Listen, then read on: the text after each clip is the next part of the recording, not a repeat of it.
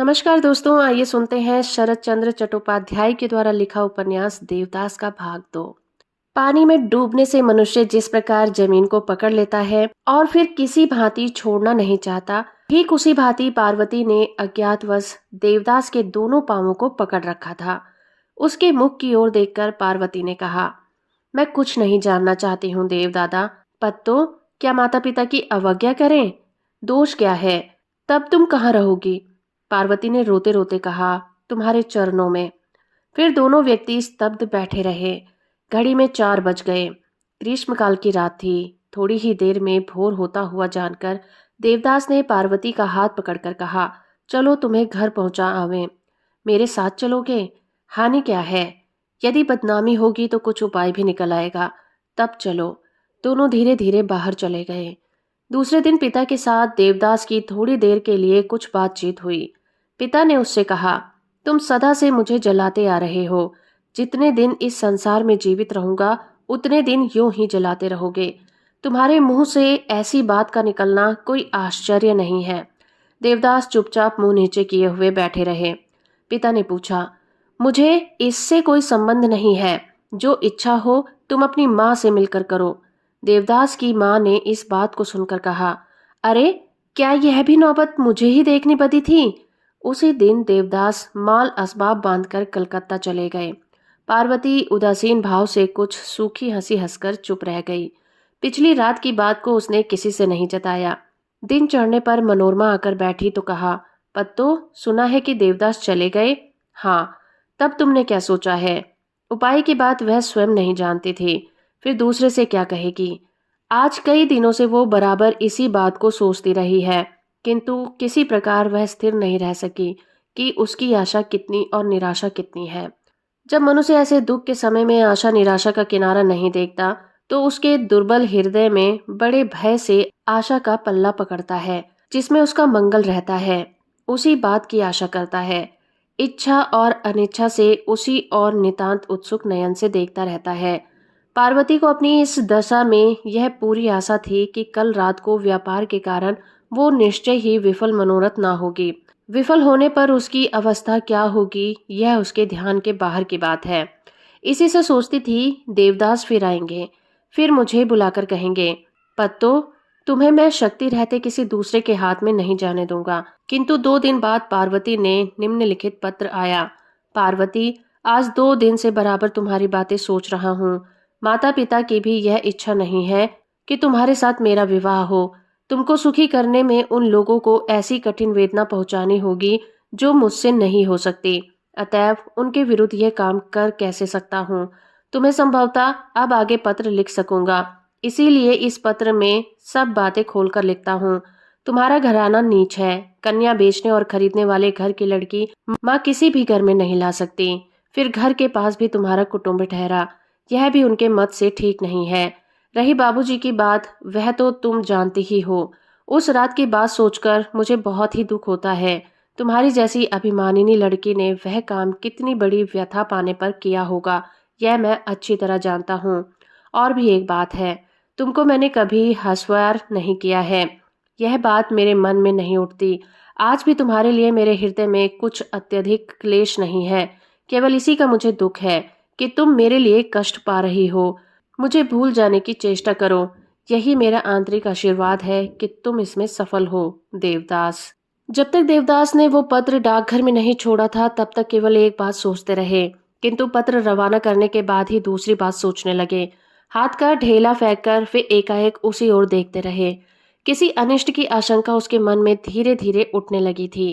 वे सोचते थे कि ये ढेला उसके सिर पर जाकर कैसे लगेगा। क्या जोर से लगेगा? जिंदा तो बचेगी। उस रात मेरे पांव पर अपना सिर रखकर वो कितनी रोती थी। पोस्ट ऑफिस से मेस लौटते समय रास्ते में पद पद पर देवदास के मन में यही भाव उठने लगे थे। यह काम क्या अच्छा नहीं हुआ?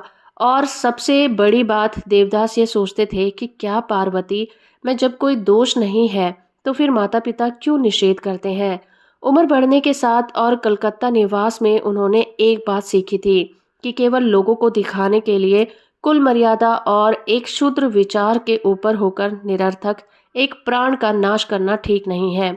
अगर पार्वती हृदय की ज्वाला को शांत करने के लिए जल में डूब मरे तो क्या विश्व पिता के पांव में इस महापातक का एक काला धब्बा नहीं पड़ेगा?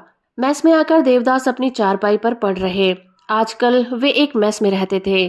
कई दिन हुए मामा का घर छोड़ दिया। वहां उन्हें कुछ असुविधाएं होती थी। जिस कमरे में देवदास रहते थे उसी के बगल वाले कमरे में चुन्नी लाल नामक एक युवक आज 9 बरस से निवास करते हैं। उनका यह दीर्घ कलकत्ता निवास बीए पास करने के लिए हुआ था, किंतु आज तक सफल मनोरथ नहीं हो सके थे। यही कहकर वे अब यहाँ रहते हैं। चुन्नी लाल अपने दैनिक कर्म संध्या भ्रमण के लिए बाहर निकले हैं। लगभग भोर होने के समय फिर लौटेंगे। बासा के और लोग भी अभी नहीं आए हैं। नौकर दीपक जलाकर चला गया। देवदास किवाड़ लगाकर सो रहे थे। धीरे धीरे एक एक करके सब लौट आए। खाने के समय देवदास को बुलाया गया, किंतु वो नहीं उठे। चुन्नी लाल किसी दिन भी रात को लौटकर बासा में नहीं गए थे। आज भी नहीं लौटे। रात को 1 बजे का समय हो गया था। बासा में देवदास को छोड़कर कोई भी नहीं जागता है। चुन्नी लाल ने बासा में लौटकर देवदास के कमरे के सामने खड़े होकर देखा, किवाड़ लगा है किंतु चिराग जल रहा है। बुलाया, देवदास क्या अभी जागते हो? देवदास ने भीतर से कहा, जागता हूँ। तुम आज इस समय कैसे लौट आए? चुन्नी लाल ने थोड़ा हंसकर कहा, देवदास क्या एक बार किवाड़ खोल सकते हो? क्यों नहीं? तुम्हारे यहाँ तंबाकू का प्रबंध है? हाँ है, कहकर देवदास ने किवाड़ खोल दिए। चुन्नी लाल ने तंबाकू भरते भरते कहा, देवदास अभी तक क्यों जागते हो? क्या रोज रोज नींद आती है? नहीं आती। कुछ उपहास करके कहा, आज तक मैं यही समझता था कि तुम्हारे जैसे भले लड़के ने आधी रात तक कभी मुख न देखा होगा, किंतु आज मुझे एक नई शिक्षा मिली। देवदास ने कुछ नहीं कहा। चुन्नी लाल ने तंबाकू पीते पीते कहा, तुम इस बार जब से अपने घर से यहाँ आए हो तुम्हारी तबीयत ठीक नहीं रहती। तुम्हें कौन सा क्लेश है? देवदास अनमने से हो रहे थे। उन्होंने कुछ जवाब नहीं दिया। तबीयत अच्छी नहीं है। देवदास सहसा बिछौना से उठ बैठे। व्यग्र भाव से उनके मुख की ओर देखकर पूछा, अच्छा चुन्नी बाबू, तुम्हारे हृदय में किसी बात का क्लेश नहीं है? चुन्नी लाल ने हंसकर कहा, कुछ नहीं, जीवन पर्यंत कभी क्लेश नहीं हुआ। यह क्यों पूछते हो? मुझे सुनने में बड़ी इच्छा है। ऐसी बात है तो किसी दूसरे दिन सुनना। देवदास ने पूछा, अच्छा चुन्नी, तुम सारी रात कहाँ रहते हो? चुन्नी लाल ने एक मीठी हंसी हंसकर कहा, यह क्या तुम नहीं जानते? जानता हूँ, लेकिन अच्छी तरह नहीं। चुन्नी लाल का मुंह उत्साह से उज्जवल हो उठा। इन सब आलोचनाओं में और कुछ रहे या न रहे, किंतु एक आंख की ओट की लज्जा रहती है। दीर्घ अभ्यास के दोष से वह चली गई। कौतुक से आंख मूंद कर पूछा, देवदास अगर अच्छी तरह से जानना चाहते हो तो ठीक मेरी तरह बनना पड़ेगा। कल मेरे साथ चलोगे? देवदास ने कुछ सोचकर कहा, सुनता हूँ वहां पर बड़ा मनोरंजन होता है। क्या ये सच है? बिल्कुल सच है। यदि ऐसी बात है तो मुझे एक बार ले चलो, मैं भी चलूंगा। दूसरे दिन संध्या के समय चुन्नी लाल ने देवदास के कमरे में आकर देखा कि वो व्यस्त भाव से अपना सब माल असबाब बांध छान रहे हैं। विस्मित होकर पूछा, क्या नहीं जाओगे? देवदास ने किसी और ना देखकर कहा, हाँ जाऊंगा। तब यह सब क्या करते हो? जाने की तैयारी कर रहा हूँ। चुन्नी लाल ने हंसकर सोचा, अच्छी तैयारी है, और कहा, क्या तुम सब घर द्वार वहां पर उठाकर लेकर चलोगे? तब किसके पास छोड़कर जाऊंगा? चुन्नी लाल समझ नहीं सके। कहा, मैं अपनी चीज वस्तु किसी पर छोड़ जाता हूँ, सभी तो बासे में पड़ी रहती हैं। देवदास ने सहसा सचेत होकर आंखें ऊपर उठाई। लज्जित होकर कहा, चुन्नी बाबू, आज मैं घर जा रहा हूँ। वह क्यों? कब आओगे? देवदास ने सिर हिलाकर कहा, अब मैं फिर नहीं आऊंगा। विस्मित होकर चुन्नी लाल उसके मुख की ओर देखने लगे। देवदास ने कहा, यह रुपए लो। मुझ पर जो कुछ भी उधार हो इसे चुकता कर देना। यदि कुछ बचे तो दास दासियों में बांट देना। अब मैं फिर कभी कलकत्ता नहीं लौटूंगा। देवदास मन ही मन कहने लगे, कलकत्ता आने से मेरा बड़ा खर्च बढ़ा। आज यौवन के कुहिराच्छन अंधेरे का उनकी दृष्टि भेद कर गई। चुन्नी लाल के मुख की ओर देखकर कहा, चुन्नी, शिक्षा, विद्या, बुद्धि, ज्ञान, उन्नति आदि जो कुछ भी है सब कुछ के लिए ही है। जिस तरह से चाहो देखो, इन सब का अपने सुख को बढ़ाने को छोड़ और कोई प्रयोजन नहीं है। चुन्नी लाल ने बीच में ही बात काट कर कहा, तब क्या अब तुम लिखना पढ़ना छोड़ दोगे? हाँ, लिखने पढ़ने से मेरा बड़ा नुकसान हुआ है। अगर मैं पहले यह जानता कि इतने दिन में इतना रुपया खर्च करके इतना ही सीख सकूंगा तो मैं कभी कलकत्ता का मुंह नहीं देखता। देवदास, तुम्हें क्या हो गया है? देवदास बैठकर सोचने लगे। कुछ देर बाद कहा, अगर फिर कभी भेंट हुई तो सब बातें कहूंगा। उस समय प्रातः 9 बजे रात का समय था। बासे के सब लोगों तथा चुन्नी लाल ने अत्यंत विस्मय के साथ देखा कि देवदास गाड़ी पर माल असबाब लादकर मानो सर्वदा के लिए बासा छोड़कर घर चले गए। उनके चले जाने पर चुन्नी लाल ने क्रोध से बासे के अन्य लोगों से कहा, ऐसे रंगे सियार के समान आदमी किसी भी तरह नहीं पहचाने जा सकते। बुद्धिमान तथा दूरदर्शी मनुष्यों की यह रीति होती है कि तत्काल ही किसी विषय पर अपनी दृढ़ सम्मति प्रकट नहीं करते, एक ही पक्ष को लेकर विचार नहीं करते, एक ही पक्ष को लेकर अपनी धारणा स्थिर नहीं करते, वरन दोनों पक्षों को तुलनात्मक दृष्टि से परीक्षा करते हैं और तब कोई अपना गंभीर मत प्रकट करते हैं। ठीक इसके विपरीत एक श्रेणी के और मनुष्य होते हैं जिनमें किसी विषय का विशेष विचार करने का धैर्य नहीं रहता और एकाएक अपनी भली बुरी सम्मति स्थिर कर देते हैं। किसी विषय में डूबकर विचार करने का श्रम ये लोग स्वीकार नहीं करते, केवल विश्वास के बल पर चलते हैं। ये लोग संसार के किसी कार्य को ना कर सकते हो यह बात नहीं है, वरन काम पड़ने पर समय समय पर ये लोग औरों की अपेक्षा अधिक कार्य करते हैं। ईश्वर की कृपा होने से ये लोग उन्नति के सर्वोच्च शिखर पर प्राय देखे जाते हैं और ना होने से अवनति की गंभीर कंदरना और अंजाम के लिए पड़े रहते हैं। ना उठ सकते हैं, न बैठ सकते हैं और न प्रकाश की ओर देख सकते हैं। निश्चल मृत जल पिंड की भांति पड़े रहते हैं। देवदास भी इस श्रेणी के मनुष्य थे। दूसरे दिन प्रातः काल वो घर पहुंचे। माता ने आश्चर्य से पूछा, देवा, क्या कॉलेज की छुट्टी हो गई? 2 दिन देवदास ने बड़ी चुस्ती के साथ बिताए। उनकी जो अभिलाषा थी वो पूरी नहीं हो रही थी। पार्वती से किसी निर्जन स्थान पर भेंट नहीं होती। 2 दिन बाद पार्वती की माँ ने देवदास के सामने देखकर कहा, अगर इधर आ गए हो तो पार्वती के विवाह तक ठहर जाओ। देवदास ने कहा, अच्छा। दोपहर के समय पार्वती नित्य बांध से जल लाने के लिए जाती थी। बगल में पीतल की कलसी लेकर आज भी वह घाट पर आई। देखा, निकट ही एक बेर के पेड़ की आड़ में देवदास जल में बंसी फेंक कर बैठे हैं। एक बार उनके मन में आया कि लौट चले, एक बार मन में आया कि चुपके से जल भर ले और चली जाए, किंतु जल्दी में वह कुछ भी स्थिर न कर सकी। कलसी को घाट पर रखते समय संभवतः कुछ शब्द हुआ। इसी से देवदास की दृष्टि उसकी ओर खिंच गई। उसने पार्वती को देख हाथ के इशारे से बुलाकर कहा, पत्तो, सुनो तो। पार्वती धीरे धीरे जाकर खड़ी हो गई।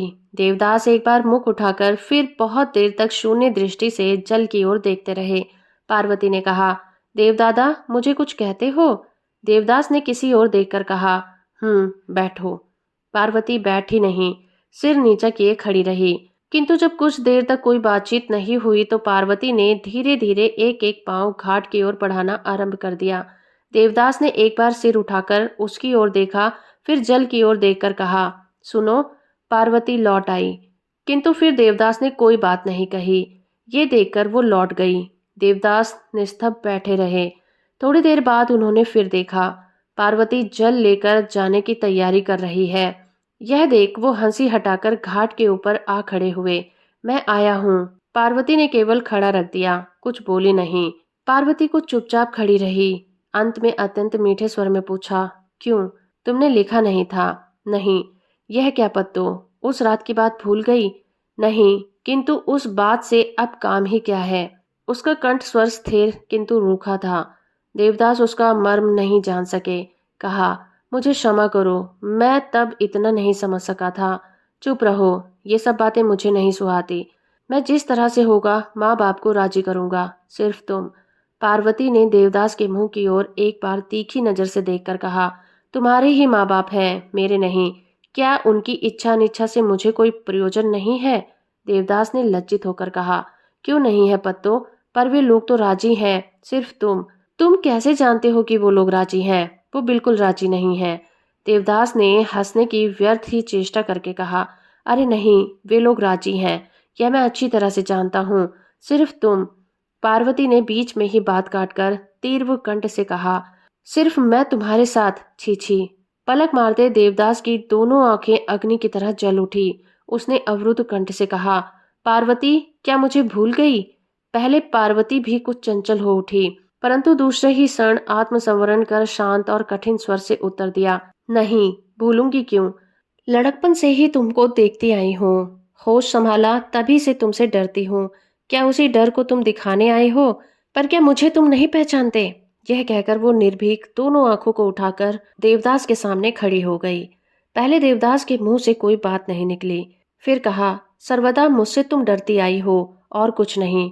पार्वती ने दृढ़ स्वर में कहा, नहीं और कुछ नहीं। सच कहती हो? हाँ सच कहती हूँ। तुम पर मेरी कुछ भी श्रद्धा नहीं है। मैं जिसके यहाँ जा रही हूँ वो धनवान, बुद्धिमान, शांत और स्थिर है। वो धार्मिक भी है। मेरे बाप मेरा भला सोचते हैं। इसी से वो तुम्हारे अज्ञान, अव्यवस्थित वित्त, दुर्दांत मनुष्य के हाथ मुझे किसी तरह नहीं देना चाहते। तुम रास्ता छोड़ दो। एक बार देवदास ने कुछ इधर उधर किया, एक बार रास्ता छोड़ने के लिए भी तैयार हुए, परंतु फिर दृढ़ता के साथ मुंह उठाकर कहा, इतना अहंकार? पार्वती ने कहा, क्यों नहीं, तुम कर सकते हो और मैं नहीं? तुम में रूप है, गुण नहीं। मुझ में रूप भी है और गुण भी है। तुम बड़े आदमी हो, लेकिन मेरे पिता भी भिक्षुक नहीं हैं। इसे छोड़ मैं स्वयं भी तुम लोगों से किसी अंश में हीन नहीं रहूंगा। देवदास अवाक रह गए। पार्वती ने फिर कहना आरंभ किया, तुम क्या सोचते हो कि तुम मुझे हानि पहुंचाओगे? हाँ, अधिक नहीं तो कुछ हानि अवश्य पहुंचा सकते हो, यह मैं जानती हूँ। अच्छा वही करो, मुझे सिर्फ रास्ता दो। देवदास ने हतबुद्धि होकर कहा, हानि किस तरह पहुंचा सकता हूँ? पार्वती ने तत्क्षण उत्तर दिया, अपवाद लगाकर। यह बात सुनकर देवदास वज्रहत की तरह देखते रहे। उनके मुख से केवल यही बात निकली, अपवाद लगाऊंगा? और मैं? पार्वती ने विशैली हंसी हंसकर कहा, जाओ, बचे हुए समय में मेरे नाम में कलंक लगा दो। उस रात में मैं तुम्हारे पास अकेली आई थी, इसी बात को लेकर लोगों में चारों ओर फैला दो। इससे मन को बड़ी सांत्वना मिलेगी। ये कहते कहते पार्वती के होठ कांपते कांपते स्थिर हो गए, किंतु देवदास के हृदय में क्रोध और अपमान से ज्वालामुखी पर्वत की भांति भीषण अग्नि सुलग रही थी। उन्होंने अव्यक्त स्वर में कहा, तुम क्या झूठी बदनामी उठाकर मैं सांत्वना पाऊंगा? और उसी समय बंसी के मुठिए को घुमाकर पकड़कर भीषण कंठ में कहा, सुनो पार्वती, इतना रूपवान होना ठीक नहीं, अहंकार बहुत बढ़ जाता है। कह कहकर तनिक धीरे स्वर में कहा, देखती नहीं हो चंद्रमा इतना सुंदर है, इसी से इसमें कलंक का काला धब्बा लगा है। कमल कितना श्वेत है, इसीलिए इसमें काले भौरे बैठते हैं। आओ तुम्हारे मुंह में भी कुछ कलंक का चिन्ह दे दूं। देवदास के सहने की सीमा जाती रही। उन्होंने दृढ़ मुट्ठी से बंसी के मुठिए को पकड़कर इतने जोर से पार्वती के सिर में मारा कि लगने के साथ ही सिर बाएं भौं के नीचे तक फूट गया। पल भर में सारा मुख खून से सराबोर हो गया। पार्वती पृथ्वी पर गिर पड़ी। कहा, देवदाता यह क्या किया? देवदास ने बंसी टुकड़े टुकड़े कर पानी में फेंक दिया और उत्तर दिया, अधिक कुछ नहीं, जरा सा कट गया है। पार्वती आकुल कंठ से रो उठी। बाप रे बाप, देवदादा। देवदास ने बारीक कुर्ते को फाड़कर पानी में भिगोकर बांधते हुए कहा, घबराओ नहीं पत्तो, ये हल्की सी चोट जल्दी ही अच्छी हो जाएगी, सिर्फ दाग रह जाएगा। यदि कोई और विषय में पूछे तो झूठी बात कहना, नहीं तो अपने कलंक की बात प्रकट करना। अरे बाप रे बाप, छी, ऐसा ना कहो पत्तो। विदाई के अंतिम दिनों में सिर्फ एक निशान बनाए रखने के लिए यह चिन्ह दे दिया है। इस सोने के मुख को जब तुम आईने में कभी कभी देखोगी तो यह कहकर उत्तर पाने की कोई अपेक्षा न कर देवदास चलने के लिए तैयार हुए। इस सोने के मुख को तुम कभी कभी देखोगी तो सही, यह कहकर उत्तर पाने की अपेक्षा ना करके देवदास चलने के लिए तैयार हुए। पार्वती ने व्याकुल होकर रोते रोते कहा, उफ देवदादा। देवदास लौट आए। आंख के कोने में एक बिंदु जल रहा था। बहुत स्नेह भरे कंठ में कहा, क्यों पत्तो, किसी से कहना मत। देवदास ने क्षण भर में ही खड़े होकर झुककर पार्वती के केशों को ऊपर उठाकर अधर स्पर्श कर कहा, छी, तुम क्या कोई दूसरी हो? शायद तुम्हें याद ना हो, बचपन में मैंने शरारत में कई बार तुम्हारे कान मल दिए थे। देवदादा मुझे क्षमा करो, यह तुम्हें नहीं कहना होगा भाई। क्या सचमुच ही मुझे भूल गई पत्तो? मैंने कब तुमको क्षमा नहीं किया है? देवदादा, पार्वती तुम तो जानती ही हो मैं अधिक बातें नहीं कर सकता। बहुत सोच विचार कर कोई काम मुझसे नहीं हो सकता। जो मन में आता है वही कर बैठता हूँ। यह कहकर देवदास ने पार्वती के सिर पर हाथ रखकर आशीर्वाद देते हुए कहा, तुमने अच्छा ही किया। मेरे यहाँ रहकर संभवतः तुम सुख नहीं पाती, किंतु तुम्हारे इस देव दादा को अक्षय स्वर्ग सुख मिलता। इसी में बांध की दूसरी ओर से आदमी आ रहे थे। पार्वती धीरे धीरे जल लेने के लिए उतरी थी। देवदास चले गए। पार्वती घर लौट कर आई तो दिन ढल गया था।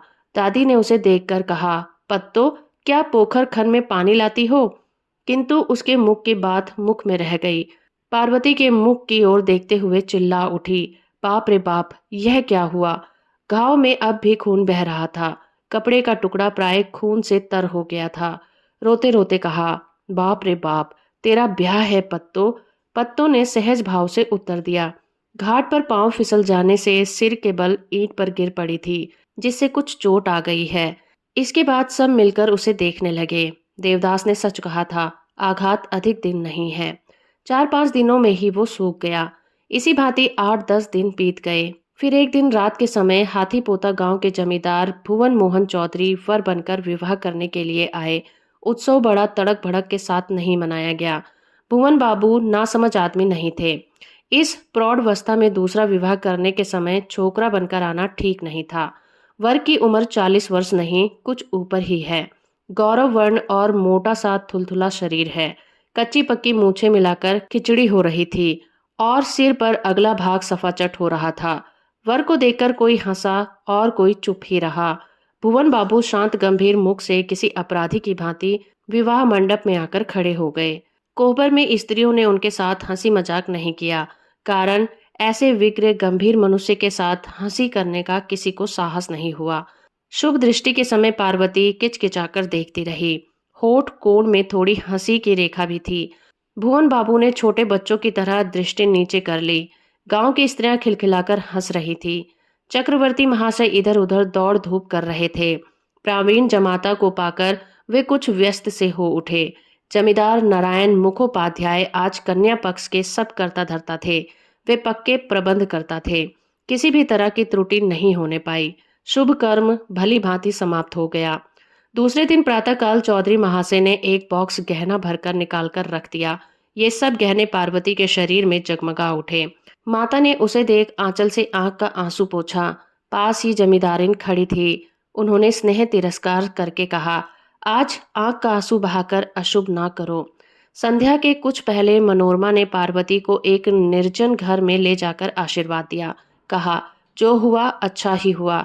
अब देखोगी कि तुम पहले से कितने सुखी हो।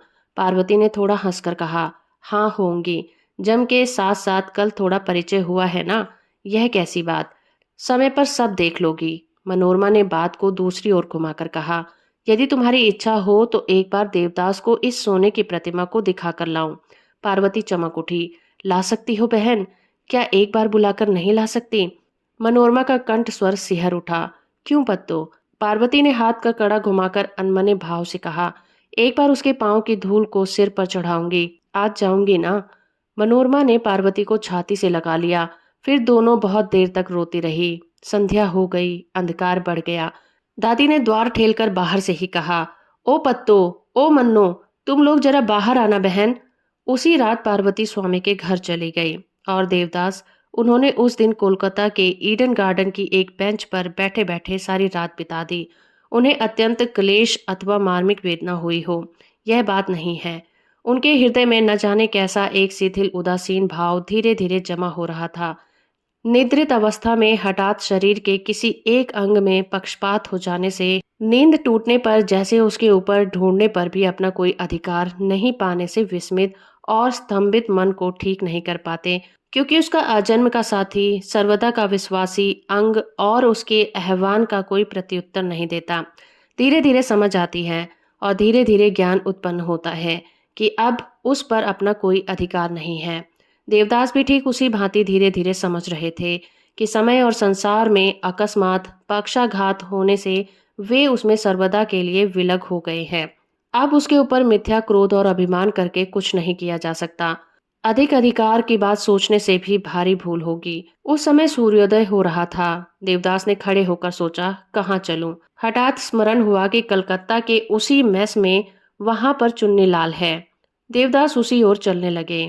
रास्ते में 2 बार धक्का खाया। ठोकर खाने से अंगुली लहूलुहान हो गई थी। धक्का लगने से एक आदमी के शरीर पर गिर रहे थे। उसने मतवाला होकर ढकेल दिया। इसी भांति भटकते भटकते संध्या के समय मेस के दरवाजे पर आकर खड़े हुए। उस समय चुन्नी लाल सज धज कर बाहर जा रहे थे। यह क्या, देवदास? देवदास चुपचाप देखते रहे। कब आए? मुंह सूखा हुआ था।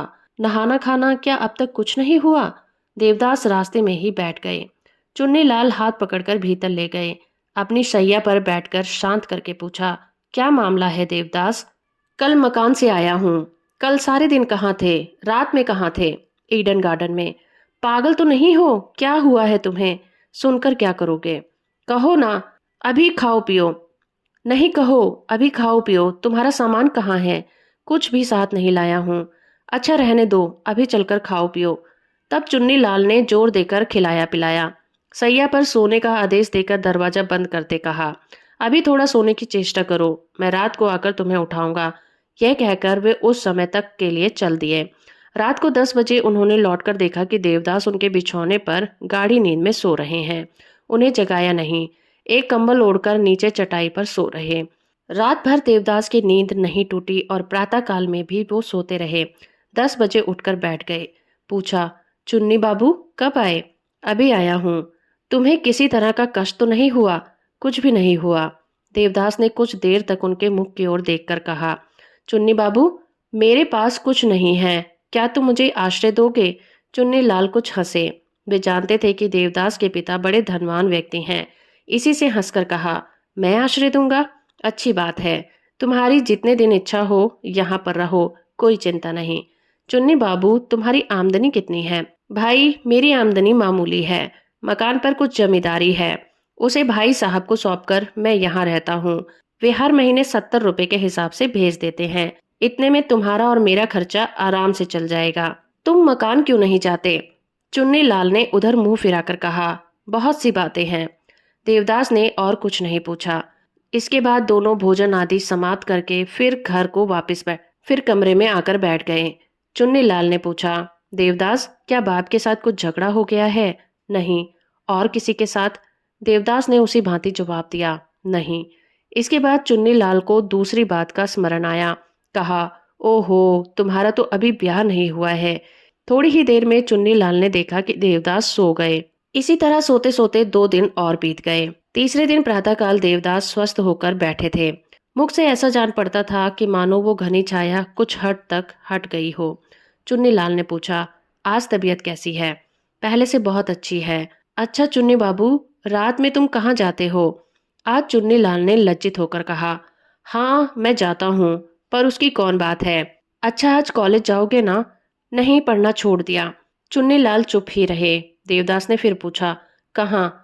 चुन्नी लाल ने देवदास के मुख की ओर देखकर कहा, उसे जानकर क्या करोगे? मैं कुछ अच्छी जगह नहीं जाता। देवदास ने अपने मन ही मन में कहा, अच्छी हो या बुरी इससे क्या मतलब। चुन्नी बाबू मुझे साथ ले चलोगे या नहीं? ले चल सकता हूँ, किंतु मत चलो। नहीं, मैं चलूंगा। अगर अच्छा नहीं लगेगा तो मैं फिर नहीं जाऊंगा। पर तुम जिस सुख की आशा से नित्य उन्मुक्त होते रहते हो, जो हो चुन्नी बाबू, मैं निश्चित चलूंगा। चुन्नीलाल ने मुंह फेर कर कुछ हंसकर मन ही मन कहा, मेरी दशा। प्रकट में कहा, अच्छा चलना। संध्या के कुछ पहले ही धर्मदास चीज वस्तु आ पहुंचा।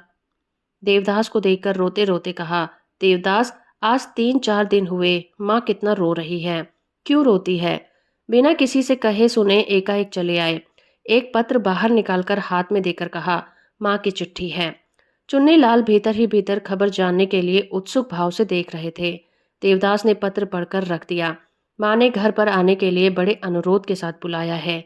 घर में ही वे केवल देवदास के मानसिक कष्ट का कुछ कुछ अनुमान कर सकी थी। धर्मदास के हाथ छिपाकर बहुत सा रुपया भी भेज दिया था।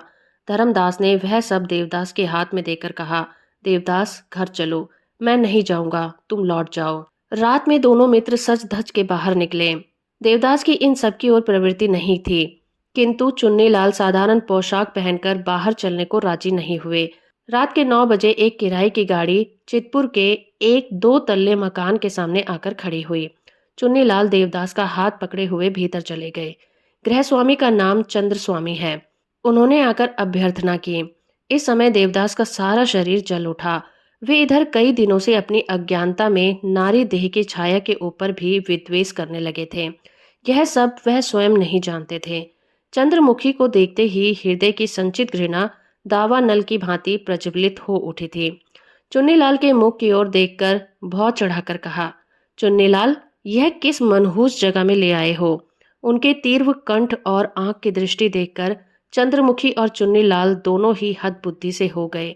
दूसरे ही क्षण चुन्नीलाल ने अपने को संभालकर देवदास का एक हाथ पकड़कर कोमल कंठ से कहा, चलिए भीतर चलकर बैठिए। देवदास कुछ नहीं बोले। कमरे में जाकर बिछौने पर गर्दन झुका के विपन्न मुख से बैठ गए। पास ही चंद्रमुखी भी चुपचाप बैठ गई। दासी तमाकू भरकर चांदी में मढ़ा हुआ नारियल लाई। देवदास ने स्पर्श भी नहीं किया। चुन्नीलाल गंभीर मुख बैठे रहे। दासी क्या करे, यह निश्चय न कर सकी। अंत में चंद्रमुखी के हाथ में नारियल देकर चली गई। दो एक फूंक खींचने के समय देवदास ने उसके मुख की ओर देखा और एकाएक अत्यंत घृणा से कह उठे, कितने असभ्य और श्रीहीना हैं। इससे पहले चंद्रमुखी को बातचीत में कोई हरा नहीं सका था। उसको अप्रतिभ करना जरा टेढ़ी खीर थी। देवदास की इस आंतरिक घृणा की सरल और कठिन उक्ति उसके हृदय में बिध गई, किंतु कुछ देर बाद ही उसने अपने को संयत कर लिया। परंतु चंद्रमुखी के मुख से धुआं नहीं निकला। अब चुन्नीलाल के हाथ में हुक्का देकर उसने फिर एक बार देवदास के मुख की ओर देखा और निशब्द बैठी रही। तीनों ही निर्वीक हो रहे थे। केवल बीच बीच में गड़ गड़ करके हुक्के का शब्द होता था, वह भी मानो डरते डरते। मित्र मंडली में तर्क उठने का एकाएक निरर्थक कलह हो जाने से जैसे प्रत्येक उसके मन ही मन फूले रहते और शुद्ध अंतःकरण से कहते हैं कि यही तो, उसी भांति तीनों आदमी मन ही मन कह रहे थे, यही तो, ये कैसे हुआ? जो हो, तीनों में से किसी को भी आनंद नहीं मिला। चुन्नीलाल तो हुक्का रखकर नीचे उतर आए। शायद उन्हें कोई दूसरा काम नहीं मिला, इसीलिए कमरे में अब केवल दो ही आदमी रह गए। देवदास ने मुख उठाकर पूछा, तुम अपनी दर्शनी लेती हो? चंद्रमुखी ने सहसा कोई उत्तर नहीं दिया। इस समय उसकी उम्र 26 वर्ष की थी। इन 9-10 वर्ष के बीच उसका कितने ही विभिन्न प्रकृति के मनुष्यों के साथ घनिष्ठ परिचय हो चुका था, किंतु इस प्रकार के अद्भुत मनुष्य से एक भी दिन भेंट नहीं हुई थी। कुछ इधर उधर करके उसने कहा, आपके पांव की धूल जब पड़ी है। देवदास ने बात समाप्त नहीं होने दी, बीच में ही कह उठे, पांव की धूल की बात कहीं रुपया लेती है? पांव की धूल की बात नहीं, रुपया लेती हो। उसके ना लेने से हम लोगों का काम कैसे चलेगा? बस यही सुनना चाहता हूँ। यह कहकर उन्होंने पॉकेट से एक नोट निकाला और चंद्रमुखी के हाथ में देकर चलने की तैयारी की। एक बार देखा भी नहीं कि कितना रुपया दिया। चंद्रमुखी ने विनीत भाव से कहा, इतनी जल्दी जाओगे? देवदास ने कुछ नहीं कहा, बरामदे में आकर चुपचाप खड़े हो गए। चंद्रमुखी की एक बार इच्छा हुई कि रुपया लौटा दे, किंतु किसी तीव्र संकोच के कारण लौटा न सकी। संभवतः उसे कुछ डर भी मालूम हुआ था। इसे छोड़ उसे अनेकों लांछना, भत्सरना और अपमान सहने का अभ्यास है। इसीलिए निर्वाक निस्पंद चौखट के ऊपर खड़ी रही। देवदास सीढ़ी से नीचे उतर गए। सीढ़ी पर ही चुन्नीलाल से भेंट हुई। उन्होंने आश्चर्य से पूछा, कहाँ जाते हो? बासे को जाता हूँ। यह क्यों? देवदास और 2-3 सीढ़ी उतर गए। चुन्नीलाल ने कहा, मैं भी चलता हूँ। देवदास के पास आकर उसका हाथ पकड़कर कहा, चलो थोड़ा यहीं पर खड़े रहो, मैं ऊपर से होकर भी आता हूँ। नहीं, मैं जाता हूँ, तुम फिर आना। ये कहकर देवदास चले गए। चुन्नीलाल ने ऊपर आकर देखा, चंद्रमुखी तब भी उसी भांति चौखट पर खड़ी है। उसे देखकर पूछा, वह चले गए? हाँ। चंद्रमुखी ने हाथ का नोट दिखाकर कहा, ये देखो, अच्छा होगा इसे ले जाओ, अपने मित्र को लौटा दो। चुन्नीलाल ने कहा, वे अपनी इच्छा से दे गए हैं, फिर मैं क्यों लौटाने ले जाऊं? इतनी देर बाद चंद्रमुखी थोड़ा हंसी, किंतु हंसी में आनंद लेश नहीं था। उसने कहा, इच्छा से नहीं, मैं रुपया लेती हूँ, इसी से क्रोध करके देकर गए हैं। हाँ चुन्नी बाबू, वह क्या पागल है? कुछ भी नहीं, आज कई दिन से शायद उसका मन ठीक नहीं है। क्यों मन ठीक नहीं है, तुम जानते हो? मैं नहीं जानता, शायद मकान पर कुछ हुआ है। तब यहाँ पर क्यों लाए थे? मैं नहीं लाता था, वे खुद ही जोर देकर आए थे। चंद्रमुखी इस बार यथार्थ से विस्मित हुई। कहा, खुद जोर देकर आए थे, सब जानकर भी? चुन्नीलाल ने कुछ सोचकर कहा, और नहीं तो क्या, वे सभी जानते हैं, मैं भुलवाकर नहीं लाया। चंद्रमुखी कुछ देर तक चुप रही, फिर ना जाने क्या सोचकर कहा, चुन्नी, मेरा एक उपकार करोगे? क्या? तुम्हारे मित्र कहाँ रहते हैं? मेरे ही साथ रहते हैं। एक दिन उन्हें और ला सकते हो। यह मैं नहीं कर सकता। इसके पहले वे किसी ऐसी जगह पर नहीं गए थे और भविष्य में भी अब किसी ऐसी जगह पर जाने की उम्मीद नहीं है। किंतु क्यों, यह तो बताओ। चंद्रमुखी ने एक मालिन हंसी हंसकर कहा। चुन्नी चाहे जैसे हो, एक बार उन्हें और लिवा लाओ। चुन्नी ने मुस्कुराकर एक आंख मारकर कहा। धमकी पाने से कहीं प्रेम उत्पन्न हुआ है क्या? चंद्रमुखी भी मुस्कुराई। कहा, नहीं देखा, नोट दे गए हैं, इतना भी नहीं समझते। चुन्नी चंद्रमुखी को कुछ पहचानते थे, सिर हिलाकर कहा, नहीं नहीं, नोट वाली दूसरी होती है, तुम वैसी नहीं हो। सच बात कहो, क्या है? चंद्रमुखी ने कहा, सच बात तो ये है कि उनकी ओर कुछ मन का खिंचाव हो रहा है। चुन्नी ने विश्वास नहीं किया, हंसकर कहा, इतनी देर में? इस बार चंद्रमुखी भी हंस पड़ी। कहा, यह होने दो, चित्त स्वस्थ होने पर एक बार और लिवा लाना।